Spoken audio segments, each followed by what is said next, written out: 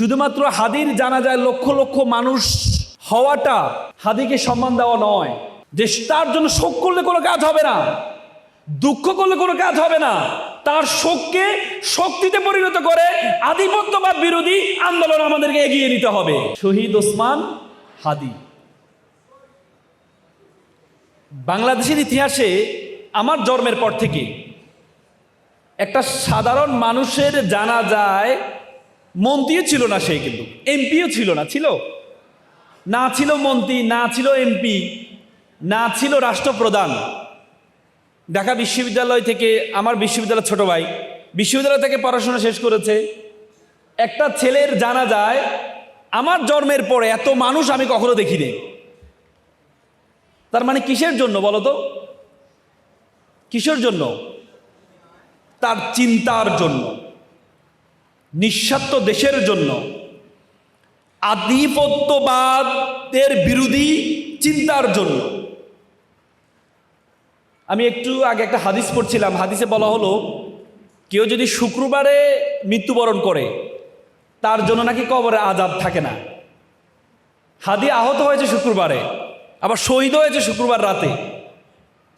তার মানে আমরা ধরে নিতে পারি আল্লাহ তাআলা হাদিকে শহীদ হিসেবে কবুল করবে এবং জান্নাত নসিব করে। সবাই বলো আমিন। আমাদের একটাই স্লোগান হবে, আমরা সবাই হাদি হব, এ দেশকে সুন্দর করব। রাসূল করিম সাল্লাল্লাহু আলাইহি সাল্লাম উহুদ যুদ্ধে, তোমরা জানো উহুদ যুদ্ধে রাসূল করিম সাল্লাল্লাহু আলাইহি সাল্লাম একটা সময় একটা কলরব উঠেছিল যে রাসূল করিম সাল্লাল্লাহু আলাইহি সাল্লাম শাহাদাত বরণ করেছেন। সকল সাহাবা মন খারাপ করে বসে আছেন, হতাশ হয়ে বসে আছেন, রাসূল শাহাদাত বরণ করেছে। তখন তাদের সাথে একজন সাহাবা ছিলেন, আনাস ইবনে নদর রাদিয়াল্লাহু তাআলা আনহু। তিনি বললেন, তোমরা মন খারাপ বসে আছো কেন? বলে যে আমাদের রাসূল শাহাদাত বরণ করেছে, তো আমরা আর কি করব?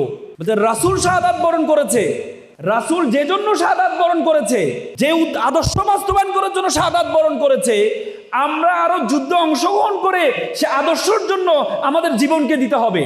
সে আনাস ইবনে নদর রাদিয়াল্লাহু তাআলা আনহু একবারে শত্রুদের ভিতরে ঢুকে গিয়েছিলেন। পরবর্তীতে উনি শাহাদাত বরণ করেছেন। শাহাদাতের পরবর্তীতে ওনার লাশ যখন আনা হয়েছে, দেখা গিয়েছে ওনার লাশের মধ্যে 80টা তলোয়ারের আঘাত পেয়েছে। তার মানে আমাদের সাহাবারা আমাদেরকে শিখিয়ে দিয়েছে শোককে কিভাবে শক্তিতে পরিণত করতে হয়। আজকে হাদি আমাদেরকে শিখিয়ে দিয়েছে যে তার জন্য শোক করলে কোনো কাজ হবে না, দুঃখ করলে কোনো কাজ হবে না, তার শোককে শক্তিতে পরিণত করে আধিপত্যবাদ বিরোধী আন্দোলন আমাদেরকে এগিয়ে নিতে হবে। হাদি কখনো ভাঙতে পছন্দ করতেন না, হাদি গড়তে পছন্দ করতেন। এজন্য হাদি একটা কালচারাল একাডেমি, আগ্রাসনের বিরুদ্ধে একটা একাডেমি তৈরি করেছেন। তিনি বলেছেন সাহিত্যকে সাহিত্য দিয়ে মোকাবেলা করতে হবে, একাডেমিকে একাডেমি দিয়ে মোকাবেলা করতে হবে।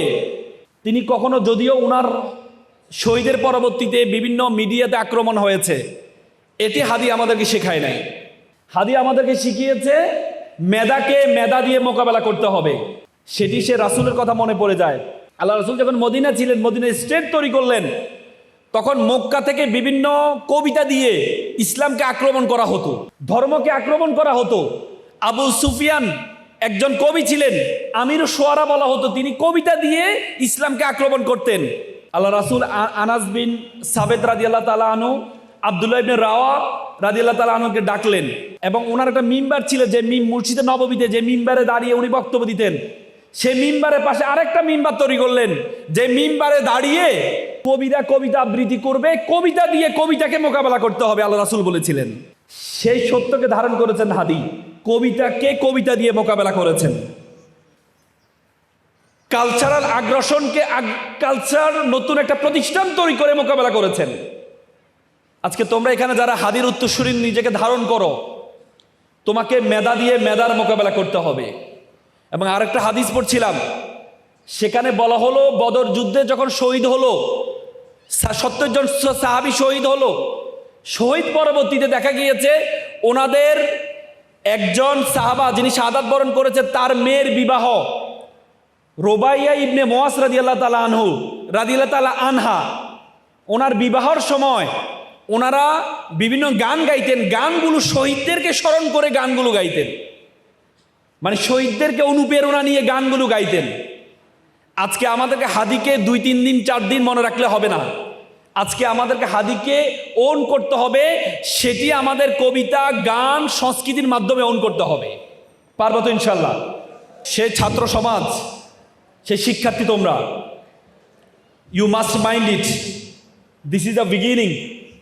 You must mind it, this is the beginning, this is the very very beginning of your journey. তোমাদের জীবন মাত্র শুরু হয়েছে, তোমাদের জীবন মাত্র শুরু হয়েছে। তোমরা যদি মনে করো এই নরসিংদী জায়গায় তোমরা কম্পিটিশন করবা, তাহলে ভুল করবা। You have to compete not only Narsingdi city, you have to compete all over the country, you have to compete all over the world, you have to think you are global citizen. তুমি একটা বিশ্ব নাগরিক, তুমি একটা বিশ্ব নাগরিক। তোমাকে বাংলাদেশের বাইরে চিন্তা করতে হবে। দেখো, আমি তোমাদেরকে 3টা টি এর কথা বলবো, 3টা এল এর কথা বলবো, যোগ্যতার কথা বলবো। প্রথম T, T for thinking, it's a very important. চিন্তার ভিন্নতা, চিন্তার ভিন্নতা ইজ ভেরি ইম্পর্টেন্ট। তোমরা যদি তোমাদের মনোবিজ্ঞানী মিস্টার ব্ল্যাক একটা চমৎকার কথা বলেছেন যে আমরা প্রতিদিন 70 থেকে 80,000 বার চিন্তা করি। সে 70 থেকে 80,000 বার চিন্তার মধ্যে আমাদের চিন্তার প্রায় 90% চিন্তা হচ্ছে নেগেটিভ। আমরা সবসময় নেগেটিভ চিন্তা করি। তুমি যদি নেগেটিভ চিন্তা করো তাহলে তুমি কখনো সার্ভাইভ করতে পারবা না। তোমাকে বলেছি তোমার নামের সাথে সিংহ আছে, তোমার কলেজের নাম উদয়ন। উদয়ন মানে হচ্ছে নতুন সূর্যোদয়, নতুন কিছু মানুষকে দেখানো। সে উদয়ন কলেজে তুমি শিক্ষার্থী, সে নরসিংদী তুমি সন্তান। তোমার চিন্তা থাকবে, প্রসারও থাকবে বড়। তোমরা দেখো ভ্রমর, আমরা যে ভ্রমর দেখি, বায়ুশাস্ত্রবিদরা বলেন ভ্রমরের যে ডানা আছে, ডানার আলোকে ভ্রমরের যে ওজন, এই ওজনের আলোকে ভ্রমণ চলার কথা না, উড়ার কথা না। কিন্তু ভ্রমর সেটা জানে না, এই জন্য ভ্রমর দিব্যি উড়ে বেড়ায়। তোমাদের চিন্তাটা পরিবর্তন করা দরকার। তুমি যদি চিন্তার পরিবর্তন না আসে তাহলে তুমি কখনো বড় হতে পারবা না। আমি তোমাদেরকে একটা এক্সাম্পল কানেক্ট করি। একবার একটা এলাকায় একটা ঈগলের ডিম একটা ব্যক্তি চুরি করে নিয়ে আসলো। চুরি করে এনে ডিমটাকে সে মুরগির খোয়ারে রাখলো। তো মুরগির খোয়ারে রাখার পর মুরগি তা দিল, তা দেওয়ার পর ডিম হলো, মুরগির ডিমও হলো, ঈগলের বাচ্চাও হলো। তো ঈগলের বাচ্চা মুরগির বাচ্চা একসাথে চলাচল করে। তো ঈগলও হাঁটে, মুরগিও হাঁটে। ঈগল দেখলো তার মাথার উপর দিয়ে কিছু ঈগল পাখি উড়ে যায়। সে বলে, ইস, আমি যদি এদের মতো উঠতে পারতাম। তখন মুরগি বলে, এই না না, উড়ে না, উড়ে না, উড়া কি তোমার কাজ? উড়া তো আমাদের কাজ না। উড়া কার কাজ? উড়া হচ্ছে ওদের কাজ, আমাদের কাজ উড়া না। ঈগলের বাচ্চা যেহেতু মুরগির বাচ্চা বলেছে না না, সে মাথার মধ্যে ধের করেছে যে আমি উঠতে পারবো না। তো সে হাঁটে, হাঁটতে হাঁটতে এক পর্যায়ে একদিন গিয়ে ঈগলের বাচ্চাদের সাথে মিলিত হয়। ঈগলের বাচ্চারা উড়ে, সে দাঁড়িয়ে হাঁটে। ঈগলের বাচ্চা বলে, উড়ো। সে বলছে না, উড়ো তো আমার কাজ না। তখন ঈগলের বাচ্চা বলে, উড়া তোমার কাজ, উড়ো তুমি। তখন সে তাদের ইন্সপিরেশন পেয়ে সে উড়া শুরু করে দেয়।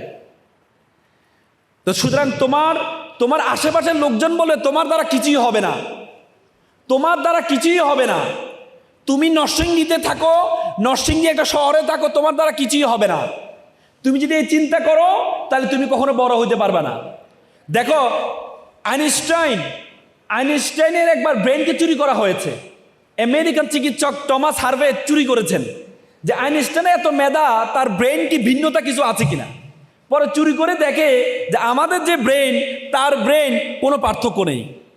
তখন সেই বিজ্ঞানী, সে চিকিৎসক বিজ্ঞানী বলেছেন, আমাদের ব্রেনের কোনো পার্থক্য নেই, পার্থক্য হচ্ছে আমাদের চিন্তা, পার্থক্য হচ্ছে আমাদের চিন্তা। তুমি যত বড় চিন্তা করতে পারবা তুমি তত বড় হতে পারবা। এই জন্য তোমরা এখানে যারা আছো, তোমাদের প্রত্যেকের চিন্তা হবে অনেক বড়। এই জন্য thinking is a very important. কোরআনে আল্লাহ তাআলা বলছেন, জান্নুল মুমিনিনা খাইরা, মুমিনদের উত্তম চিন্তা করা উচিত, ভালো চিন্তা করা উচিত। আল্লাহ তাআলা তোমাকে আমাকে অনর্থক সৃষ্টি করেন নাই, তোমাকে আমাকে আল্লাহ তাআলা অনর্থক সৃষ্টি করেন নাই। আল্লাহ তাআলা কোরআনে বলছে, ওয়ামা খালাকনাস সামা ওয়ামা বাইনাহুমা বাতিলান, আমি আসমান এবং জমিনে যা কিছু সৃষ্টি করেছি কোনো কিছু আমি অনর্থক সৃষ্টি করিনি। আল্লাহ তাআলা তোমাকে আমাকে অনর্থক সৃষ্টি করেন নাই। তো সুতরাং তোমার চিন্তা হবে বড়। হার্ভার্ড ইউনিভার্সিটির শিক্ষক বলেছেন, ইউ বিকাম ইউর কনভারসেশন, তুমি সেটি যেটি তুমি বলো, তুমি সেটি বলা হয় তাকে। মানুষের ব্রেন হচ্ছে মানুষের সবচেয়ে বাধ্যগত সার্ভেন্ট। তুমি যদি ব্রেনকে বলো তুমি সেরা, তোমার ব্রেন বলবে ইয়েস স্যার আপনি সেরা। তুমি যদি তোমার ব্রেনকে বলো আমি সেরা নয়, আমার দ্বারা কিছুই হবে না, তোমার ব্রেন বলে ইয়েস স্যার আপনার দ্বারা কিছুই হবে না। তুমি যদি তোমার ব্রেনকে বলো আমি একা, তোমার ব্রেন বলে ইয়েস স্যার আপনি একা। তুমি যদি তোমার ব্রেনকে বলো আমি যেহেতু একা জীবন রেখে লাভ নাই, তোমার ব্রেন বলবে ইয়েস স্যার আপনি একা জীবন রেখে লাভ নাই, কি ফিট আপ কি গোয়িং অন, সুইসাইড করেন। তখন আমরা আত্মহত্যা করি। এই জন্য তোমার ব্রেন, এই জন্য এপিজে আবুল কালাম সকালে ঘুম থেকে উঠে সবসময় 5টা বাক্য বলতেন, আই এম দ্য বেস্ট, আমি সেরা, আই এম দ্য উইনার, আমি বিজেতা, গড ইজ উইথ মি, সৃষ্টিকর্তা আমার সাথে আছেন, টুডে ইজ মাই ডে, আজকে আমার দিন, আই ক্যান ডু ইট, আমি যে কোনো কিছু করতে পারি। এই 5টা বাক্য বলতেন। এই জন্য তোমরা এখানে যারা আছো তোমরা সবসময় বলতে হবে তুমি সেরা। তুমি যদি তোমাকে সেরা না মনে করো তাহলে আশেপাশে কেউ তোমাকে সেরা মনে করবে না। দেখো আমরা সবসময় হতাশ হয়ে সুইসাইড অ্যাটেম্প নিই। একবার একটা মেয়ে হতাশ হয়ে সুইসাইড করবে চিন্তা করলো। তো সুইসাইড করবে চিন্তা করার পর সেই বারান্দায়, তার একটা বারান্দা সবসময় একটা কাক আসতো, কাক এসে বসতো এবং এই মেয়েটা কাককে কখনো তাড়াইতো না। তো সুইসাইড করবে তখন কাক দেখলো, কাক একটা রূপক গল্প। কাক বললো এই তুমি কি করছো? বলতো আমি সুইসাইড করবো, জীবন রেখে লাভ নাই। তো কাক বললো দেখো তোমার কাছে মনে হচ্ছে তোমার এই জীবন রেখে লাভ নাই, আমার কাছে একসময় মনে হয়েছিল আমার জীবনটা রেখে লাভ নাই। কারণ আমি কাক, আমি যেখানে আসি আমি একটা পাখি, আর আমাকে মানুষ পাখি মনে করে না। আমি কোথাও বারান্দা আসলে মানুষ দূর দূর করে তাড়িয়ে দেয়, আমি মানুষের জন্য কাজ করি, মানুষের ময়লা আবর্জনাগুলো আমি পরিষ্কার করি, এরপরও মানুষ আমাকে কি করে না, আমাকে পছন্দ করে না। এই জন্য আমি একটা সময় সুইসাইড করবে চিন্তা করেছিলাম। পরে আমি ভাবছিলাম টিয়া পাখি মনে হয় সবচেয়ে সুখী পাখি। তো পরে আমি টিয়া পাখির কাছে গেলাম, টিয়া পাখি আপনি তো মনে হয় সবচেয়ে সুখী পাখি। টিয়া পাখি বলে কে বলেছে? বলছে এই তো আপনার সাথে সবাই সেলফি তুলে, আপনি বারান্দা আসলে সবাই আপনাকে ধরার চেষ্টা করে, সেলফি তোলার চেষ্টা করে, আপনি দেখতে কত সুন্দর, আপনি তো সবচেয়ে সুখী পাখি। টিয়া পাখি কে বলেছে আমি সুখী পাখি? সবচেয়ে সুখী পাখি তো রাজহাঁস। বলছে রাজহাঁস, কারণ রাজহাঁস প্রতিদিন একটা ঘরে সুন্দর আবদ্ধ ঘরে থাকে, তাকে সকালে ছেড়ে দেয়, সে ছেড়ে গিয়ে পুকুরে ময়লা বিভিন্ন জায়গায় খাওয়া দাওয়া করে, সারাদিন যখন কাজটা শেষ করে আসে, খাওয়া দাওয়া করে আসে, বিকেলে তার মালিক তার জন্য অপেক্ষা করে, খোয়ারটা খুলে দেয়, তখন এই রাজহাঁসটা আবার ঘরে ঢুকে তার মালিক তাকে খাবার দেয়। সে কখনো বন্দি, কখনো আবার চলাচল করতে পারে। বলছে টিয়া পাখি এ রাজহাঁস আপনি নাকি অনেক সুখী। সে বলে কে বলেছে আমি সুখী? আমার যে সুখী হচ্ছে ময়ূর, দেখো ময়ূর দেখতে কত সুন্দর। তখন সে বলছে ময়ূর সুখী? তো পরে সে ময়ূরকে দেখতে গেল, পরের দিন ময়ূরকে দেখার জন্য যাওয়ার সময় দেখে যে চিড়িয়াখানা টাকা দিয়ে ঢুকতে হবে। তো সে বলছে না, যে জিনিসকে টাকা দিয়ে দেখতে হয় এটা তো মনে হয় অনেক সুখী। পরে ময়ূরের কাছে গেল, ময়ূর সাহেব আপনার নাকি অনেক সুখী? বলছে হ্যাঁ, কে বলেছে আমি সুখী? আমি আবদ্ধ, আমাকে কেউ বেরোতে দেয় না, আমাকে আটকা রাখে, আমি চাইলেও তোমার মতো উঠতে পারি না। তো বলছে তাহলে তুমি সুখী না, সুখী কে? তখন ময়ূর বলে সুখী তো তুমি। বলে আমি সুখী? বলছে হ্যাঁ তুমি সুখী, তুমি মানুষের জন্য কাজ করে যাও, তুমি দিব্যি মানুষের ময়লা পরিষ্কার করে দাও, তোমাকে কেউ আবদ্ধ করে আটকে রাখে না, তোমাকে খাঁচার মধ্যে বন্দি করে না, তুমি দিব্যি মানুষের জন্য কাজ করে দাও, তোমার মতো সুখী আমার মনে হয় আর কোনো প্রাণী নেই। তখন কাক চিন্তা করলো আসলে তো আমি সুখী, এতদিন তো আমি জানতাম না আমি যে এত সুখী, এতদিন তো আমি জানতাম না। তার মানে তোমরা অনেক সময়, আমরা সবসময় অন্যের দিকে তাকালে আমরা হতাশ হই। আল্লাহ রাসূল বলছে ডোন্ট লুক আপ, তুমি কোনো উপরের দিকে তাকাবা না, ইউ লুক ডাউন, তুমি সবসময় নিচের দিকে তাকাবা। এই জন্য তুমি কোনো অসুখী হবে না। এই জন্য তোমরা এখানে যারা আছো, তোমাদেরকে থিঙ্কিংয়ের, চিন্তার জগৎটাকে বাড়াইতে হবে। দ্বিতীয় যে টি মানে টার্গেট। তোমরা এখানে যারা শিক্ষার্থী আছো, তোমাদের জীবনের বড় একটা সময় পার হয়ে আসছো। তোমাদের এই যে ইন্টারের যেই সময়টা is the very important crucial time for your life. তোমরা বলো যে ভাইয়া এই কথাটা তো আজীবন এই কথাটা শুনে আসছি যে এটা গুরুত্বপূর্ণ সময়। তোমরা যখন পিএসসি পরীক্ষা দিচ্ছিলা তখন তোমার মা বলেছে মা বাবা তোমার জন্য সবচেয়ে গুরুত্বপূর্ণ পরীক্ষা, তুমি বিশ্বাস করে পরীক্ষা দিলা, পিএসসি পাস করার পর A+ পাইলা। জিসি যখন আসলো তখন মা বলল মা তোমার জন্য সবচেয়ে গুরুত্বপূর্ণ পরীক্ষা, বিশ্বাস করলে আবার পরীক্ষা দিলা, আবার A+ পাইলা। এরপরে 1-2 বছর যাওয়ার পর বললো যে এসএসসি পরীক্ষার সময় এসে বললো এটা হচ্ছে সবচেয়ে গুরুত্বপূর্ণ পরীক্ষা, বিশ্বাস করলে A+ও পাইলা, A গ্রেডও পাইলা। এবার এসে আমি তোমাদেরকে বলছি নবীন বরণ অনুষ্ঠানে, তোমাদের জন্য সবচেয়ে গুরুত্বপূর্ণ এক্সাম হচ্ছে আগামীর যে পরীক্ষা। এখন কি তুমি বিশ্বাস করবা? বিশ্বাস করবা? করবা না। কিন্তু এটাই গুরুত্বপূর্ণ। কেন? পিসির জন্য তুমি 5 বছর সময় পেয়েছো, জেএসসির জন্য তুমি 3 বছর সময় পেয়েছো, এসএসসির জন্য তুমি 2 বছর সময় পেয়েছো, আর ইন্টারের জন্য তুমি 1.5 বছর সময় পাবা। সময় যত কমে যাবে তোমার পরীক্ষার গুরুত্বটা তত বেশি বেড়ে যাবে, তত বেশি বেড়ে যাবে। এজন্য তোমার যে পরীক্ষাটা, এই পরীক্ষাটা সবচেয়ে গুরুত্বপূর্ণ সময়। এই সময়টা, প্রত্যেকটা সময়কে তুমি যদি কাজে লাগাইতে পারো, ইন্টারের পরবর্তীতে তুমি যখন কোচিং করতে যাবা 3 মাস সময় পাবা। এই 3 মাস পর তোমার যে পার্থক্য, তোমরা আজকে যারা তোমার পাশে বসে আছে, তোমরা যারা ঢাকা বিশ্ববিদ্যালয়ে চান্স পাচ্ছে, ঢাকা বিশ্ববিদ্যালয় ধরো ডাকসুর বিফি হয়েছে, জিএস হয়েছে, এবং কি ঢাকা বিশ্ববিদ্যালয়ে পড়ে সে সরাসরি মন্ত্রী হয়েছে, আসিফরা মন্ত্রী হয়েছে, মাহফুজরা মন্ত্রী হয়েছে, তার মানে বাংলাদেশের ফার্স্ট ক্লাস নাগরিকে পরিণত হয়েছে। তুমি যদি এই সময়টা, গুরুত্বপূর্ণ সময়টাকে কাজে লাগাও, তাহলে তুমি দেখবা তুমি যে জায়গায় যাবা চিন্তাই করতে পারবা না। তোমার বন্ধুরা তোমাকে নিয়ে ঈর্ষান্বিত হবে, ঈর্ষান্বিত হবে।